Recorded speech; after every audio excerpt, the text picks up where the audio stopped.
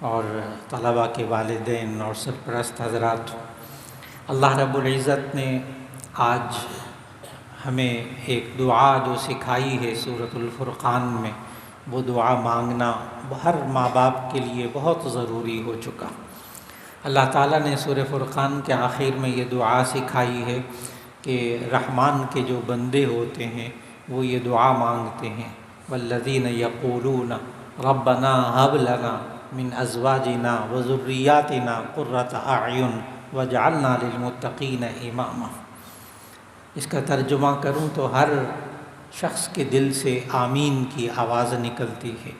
دعا یہ ہے کہ ربنا ھب لنا من ازواجنا وذریاتنا قرۃ اعین، اے اللہ ہمیں اپنے گھر والوں سے، اپنی اولاد سے آنکھوں کی ٹھنڈک عطا فرما۔ اے اللہ ہمیں اپنے گھر والوں سے، اپنی اولاد سے آنکھوں کی ٹھنڈک عطا فرما، وجعلنا للمتقین اماما، اور ہمیں پرہیزگاروں کا بھی امام بنا دے، ان کا رہنما بنا دے۔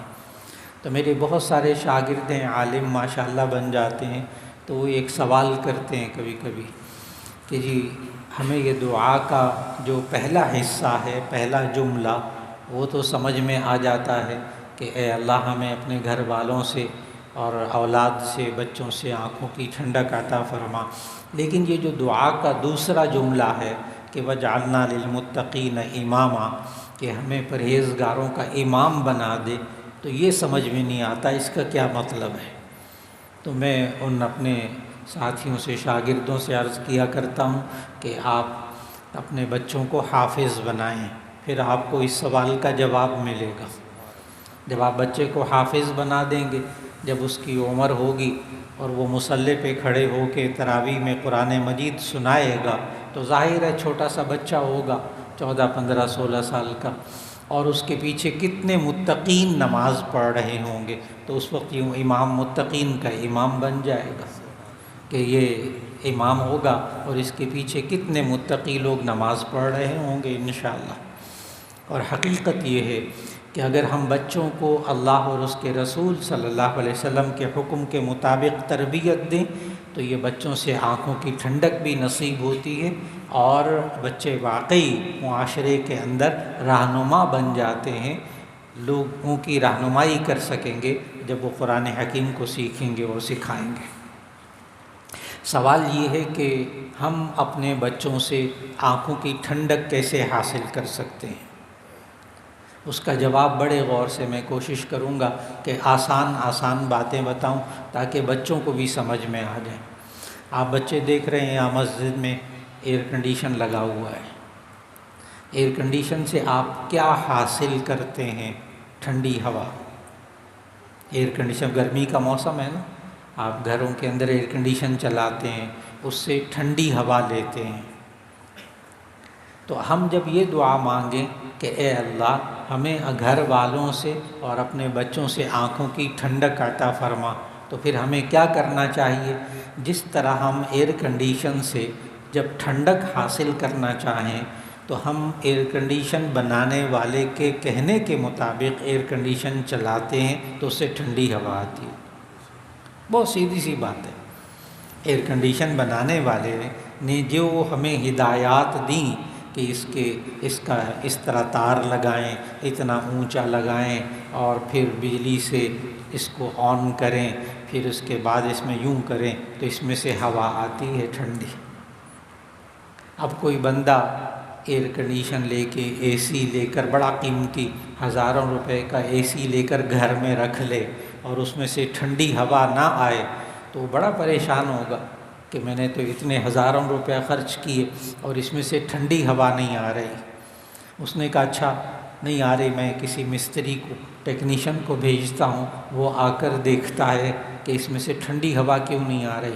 اب وہ جب ٹیکنیشین مستری آیا، اس نے دیکھا تو سر پکڑ لیا، کہنے لگا اللہ کے بندے اس ایئر کنڈیشن کو ڈبے میں سے تو باہر نکالو۔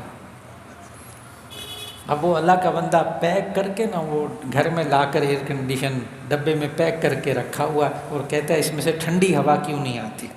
اللہ کے بندے اس کو باہر نکالو، باہر نکال کر پھر اس کو دیوار پہ لگاؤ، دیوار پہ لگا کے پھر اس طاقت سے اس کا تعلق جوڑو۔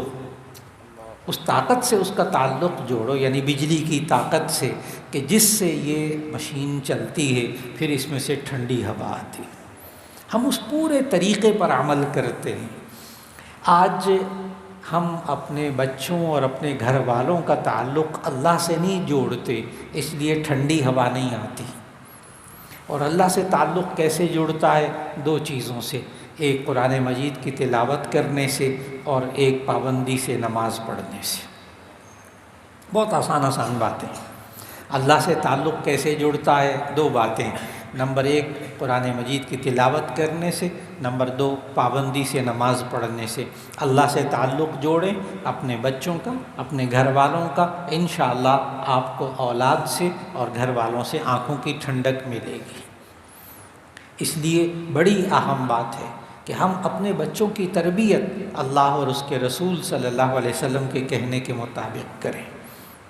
اور پھر یہ جو بچے تلاوت کرتے ہیں نا قرآن مجید کی، یہ اپنی فضیلت بھی یاد رکھیں کہ یہ کتنا بڑا کام کرتے ہیں، ناظرہ پڑھنے والے بھی اور حفظ کرنے والے بھی۔ کہ اللہ تعالیٰ نے سورہ آل عمران کی آیت نمبر 164 کے اندر اللہ تعالیٰ نے ایک بات بتائی کہ اللہ تعالیٰ نے آخری نبی حضرت محمد رسول اللہ صلی اللہ علیہ وسلم کو بھیجا، اب ان کے بعد کوئی نبی نہیں آئے گا۔ اور نبی صلی اللہ علیہ وسلم کو کیوں بھیجا؟ اب میں آیت پڑھتا ہوں، حافظ بچوں کو فوراً وہ آیت ذہن میں آ جائے گی۔ بسم اللہ الرحمن الرحیم، لقد من اللہ علی المؤمنین اذ بعث فیہم رسولا من انفسہم، کہ اللہ تعالیٰ نے ایمان والوں پر احسان کیا کہ انہی میں سے رسول اللہ صلی اللہ علیہ وسلم کو بھیجا۔ وہ کیوں بھیجا؟ آگے اللہ تعالیٰ نے پہلا مقصد بتایا، یتلو علیہم آیاتہ، تاکہ وہ اللہ کی آیات تلاوت کریں۔ نبی صلی اللہ علیہ وسلم کو کیوں بھیجا؟ تاکہ وہ اللہ کی آیات تلاوت کریں۔ اب جتنے بچے ناظرہ قرآن مجید پڑھ کر تلاوت کرتے ہیں، جتنے بچے حفظ کر کے تلاوت کرتے ہیں، یہ سارے نبی صلی اللہ علیہ وسلم کی تشریف آوری کے اس مقصد کو پورا کرتے ہیں۔ کتنا بڑا کام کرتے ہیں یہ بچے چھوٹے چھوٹے۔